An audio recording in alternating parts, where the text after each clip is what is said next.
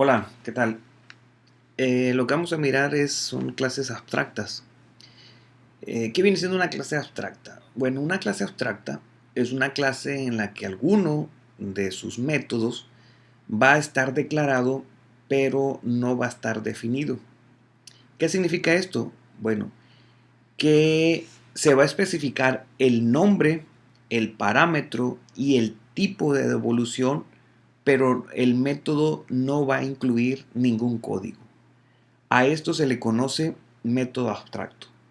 El método abstracto vamos a crear el formato, es decir, vamos a crear qué tipo de dato va a retornar, le vamos a poner el nombre del método y dentro de los paréntesis vamos a poner los tipos de datos que van a recibir como argumentos, pero no le vamos a especificar el código en el cuerpo del método o la acción del método. Ese va a ser responsable de la clase hija o la subclase que herede ese método abstracto. Entonces no se le olvide esta parte. Una clase abstracta va a tener por lo menos o debe de tener por lo menos un método abstracto. ¿Y qué es un método abstracto? Es un método que está declarado pero que no está definido.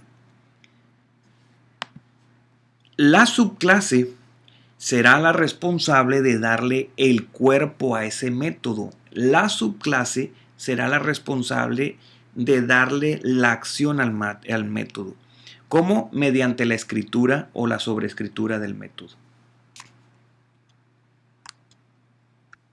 Muy bien, entonces, al incluir al método en la superclase, o vamos a obligar a que todas las subclases respeten el formato especificado de la superclase. O sea, refiriéndome al método abstracto. Entonces, al incluir ese método en la superclase, todas las subclases que hereden de esa superclase, vamos a obligar a que todas las subclases respeten el formato especificado del método abstracto. Muy bien. Entonces, eh, las clases abstractas, la sintaxis para crear una clase abstracta, bueno, se debe de poner el modificador de acceso, ¿no?, que llevamos, public en este caso, y se debe de poner la palabra reservada abstract, seguido de la palabra reservada class y el nombre de la clase. Y como dijimos anteriormente, toda clase abstracta tiene por lo menos un método abstracto. Para poder que se considere método abstracto, por lo menos, para poder que se considere una clase abstracta, por lo menos debe de llevar un método abstracto. Y la sintaxis para crear un método abstracto, bueno, es exactamente lo mismo como lo teníamos anteriormente. Se pone modificador de acceso, la palabra reservada abstract, el tipo de retorno que va a retornar el método, el nombre del método y entre paréntesis se van a poner los argumentos que va a recibir. Pero la peculiaridad de los métodos abstractos es que no le vamos a dar la función o la acción a ese método. Por lo tanto, no lleva llaves, sino que se pone punto y coma. ¿Por qué? Bueno, quien le va a dar la acción al método abstracto sería la subclase. Y ahí sí, en la subclase tiene que sobreescribir este método y le va a poner ahí sí ya llevaría llaves. ¿Ok? Entonces no se le olvide, los métodos abstractos se pone la palabra abstract y se llevan punto y coma. Por ejemplo, yo tengo aquí una clase abstracta, public abstract class figura, y voy a tener un método abstracto que se llama aria. El método abstracto va a retornar un double, el método se va a llamar aria y no va a recibir ningún argumento, punto y coma, ¿no? Entonces, por lo menos lleva este método abstracto.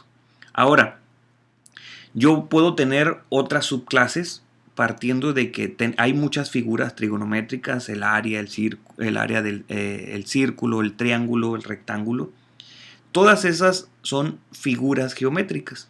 Entonces la superclase se llama figura y va a tener un método abstracto que se llama área. Y cada una de esas figuras, el triángulo, el círculo, el rectángulo, va a sobreescribir la manera de cómo se calcula el área. ¿Ok? Y sería de la siguiente manera. Por ejemplo, una clase abstracta puede tener métodos no abstractos. Una clase abstracta no es posible crear objetos de una clase abstracta. ¿Sí? Es algo que debemos de considerar.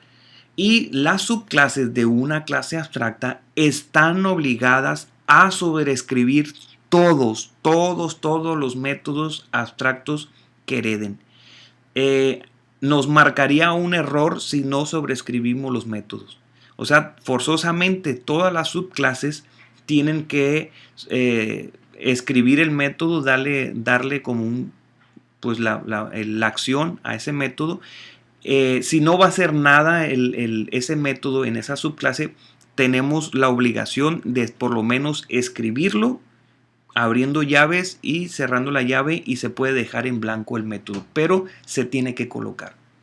Entonces, con el ejemplo que les puse aquí, una clase abstracta de la clase figura y el área que viene siendo el método abstracto.